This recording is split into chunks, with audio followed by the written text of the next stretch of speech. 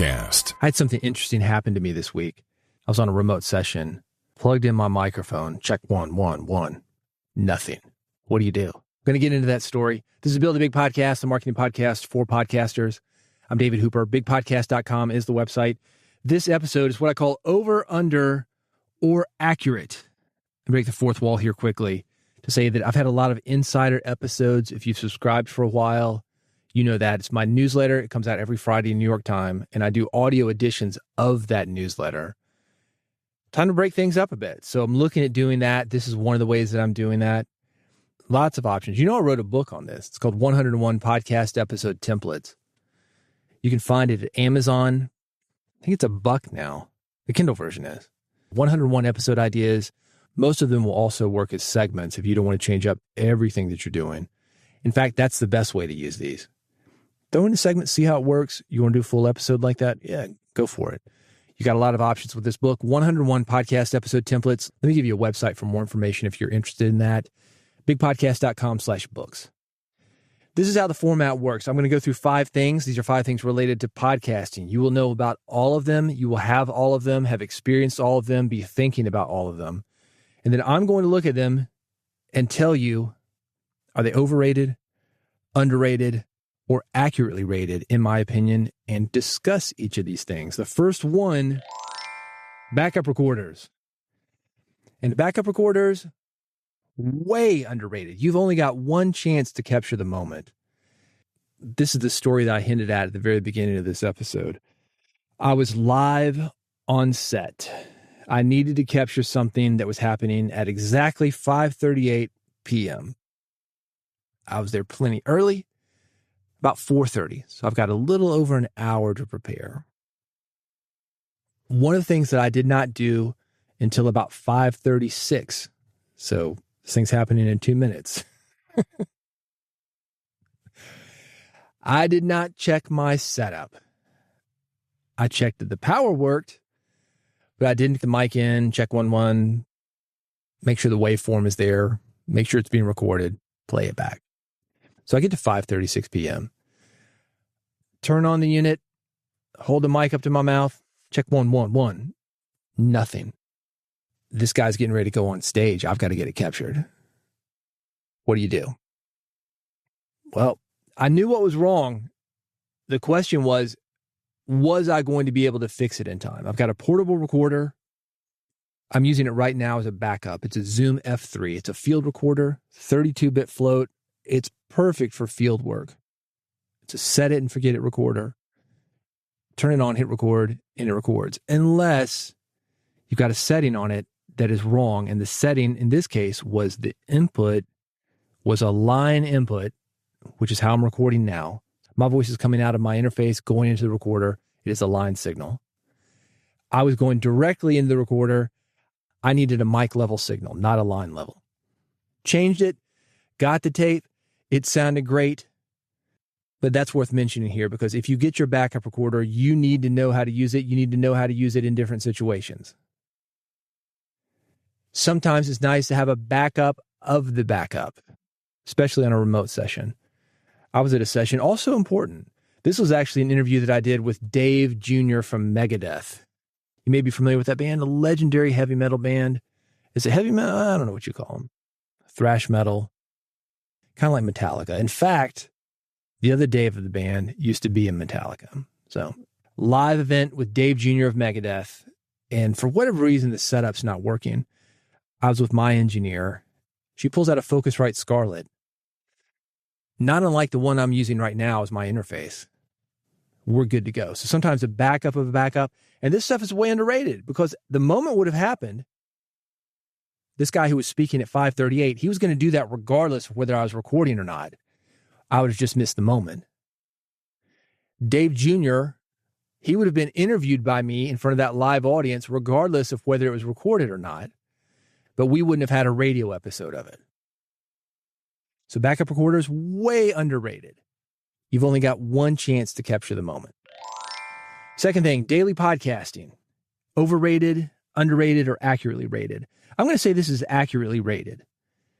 As far as developing your skills as a host, your skills as an editor, There's nothing that gives you a better opportunity than reps.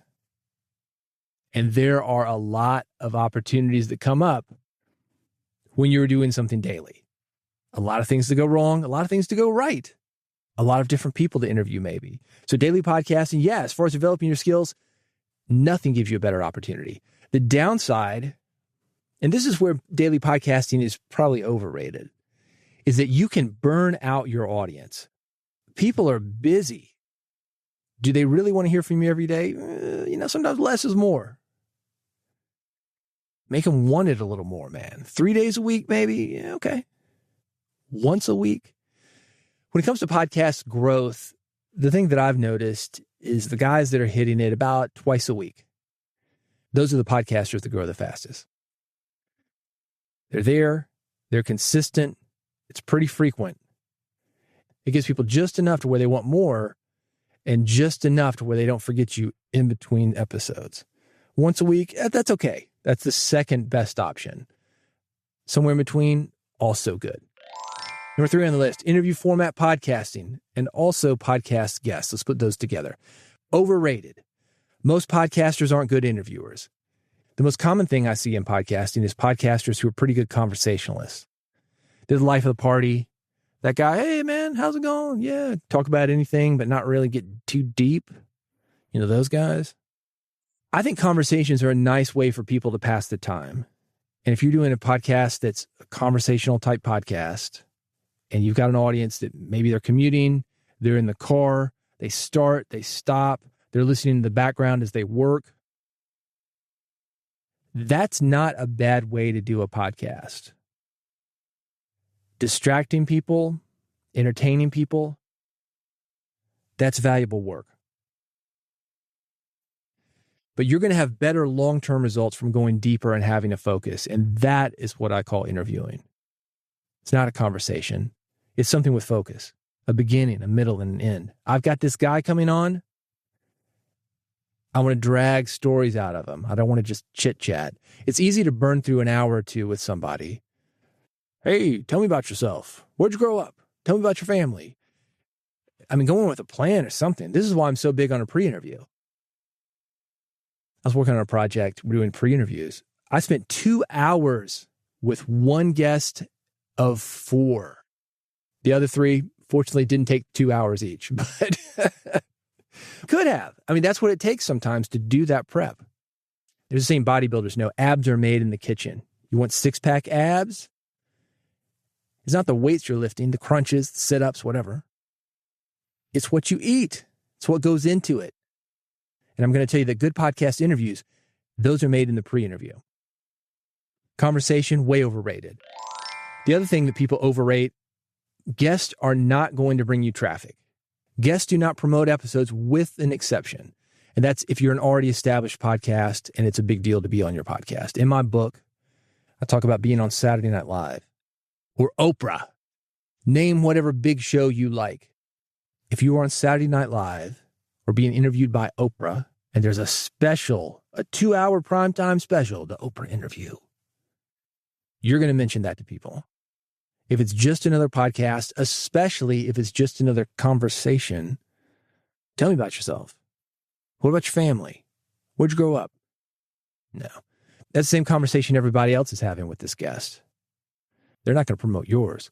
And that's the second thing. The guests are on a lot of podcasts. With very few exceptions, there's not somebody who's on your podcast that isn't on a ton of other podcasts or open to being on a ton of other podcasts.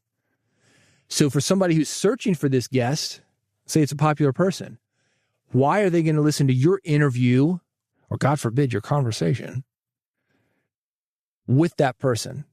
They're probably not, because they know somebody who's more popular, or they know somebody they've already got a relationship with or they've heard of even.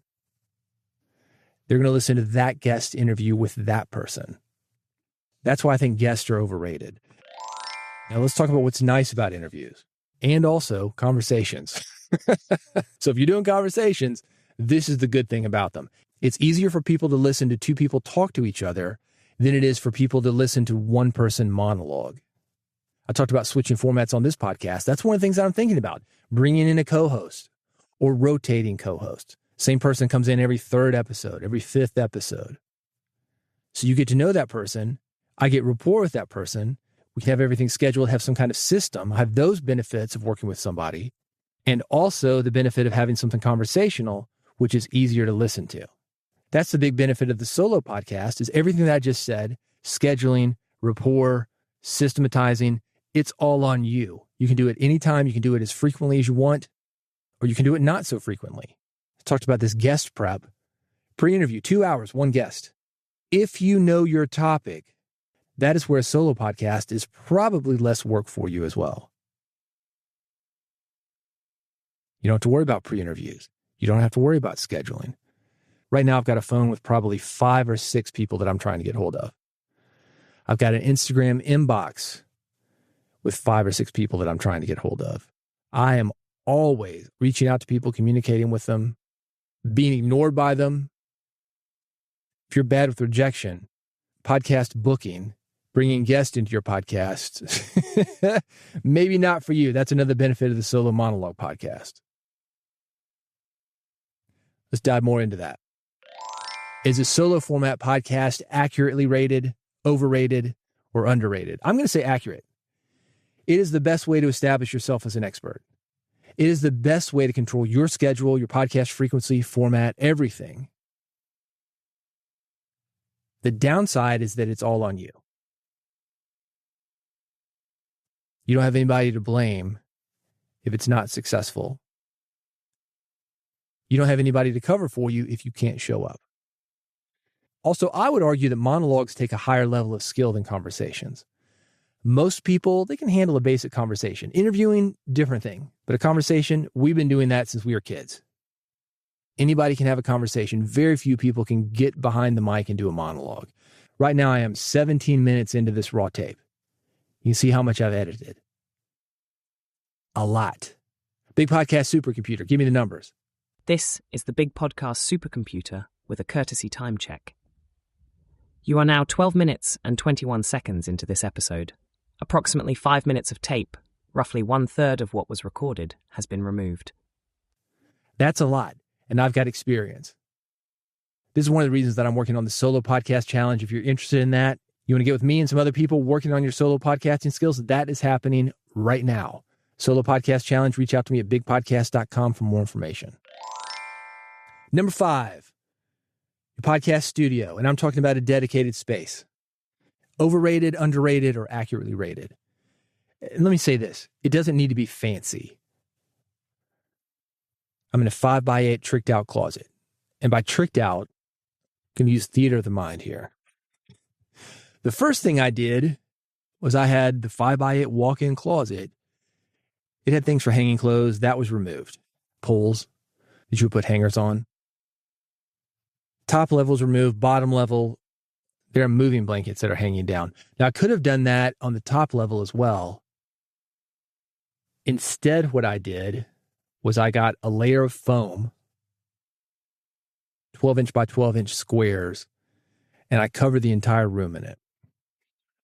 On top of that, I have, 1, 2, 3, 4, 5, 6. I have 6 massive rock wool panels, rock wool being insulation that is sound absorbing, that are wrapped in wood, and they have 2 cloths over them. This is a big building project. If you're interested in the plans, by the way, I will send them to you. You can make your own. If I bought these things, probably $2,000 or $3,000 worth of soundproofing. I made my own, cost me a fifth of that. Still pretty significant, but this is more or less a dead room. I've got a computer. I've got the backup recorder that I mentioned, mic, processor, noise gate. It's not fancy. It's comfortable, and it lets me get the job done. Outside of this room, my wife has a photography studio. Tomorrow, there will be 4 people here. Got a makeup artist, a stylist, a model, and my wife. A lot of times, there are more than 4 people here. There's company people. If that were happening right outside this room, I would not be disturbed. They would not be disturbed by me. And I think that's important. That's why I think a podcast studio and a dedicated space, even if it's not something like this, that is underrated. Every successful creative person I know has a dedicated space to do their work. I mentioned my wife's studio. That is a dedicated space. She does not pull out the photography equipment, all the seamless backgrounds, the lighting, the cameras, every time somebody comes over. It is there. It is ready to go. I walk into my 5x8 room, turn on my machine. It is ready for me. I don't have to unpack it, pack it, unpack it, pack it. Oops, where's that cord? I lost it. Don't have to worry about that. It's going to make you getting into the flow so much quicker to have a dedicated space. No setting it up, no tearing it down. And if it's in your house, people know how to act when they're in that space, when they're around that space. When you go into your booth, don't disturb him. He's making a podcast. A dedicated space, something to think about, even if it's just the corner of your room. Don't tear it up, take it down, tear it up, take it down. Start where you are at the level you're at with what you've got. That's the space, that's the budget, the time, whatever you got, start where you are. I have found that is the best way to go about it. Less is more. Don't be like that guy who says, I'm going to get fit, buys a bunch of gym stuff, outfits, 10-year membership contract that you can never get out of. If you've ever joined a gym, you know what I'm talking about. Don't get all that stuff if you're not sure about your transportation and your schedule to get to the gym. Start where you are, then build upon it. If you got more questions for me, you can reach out to me at bigpodcast.com.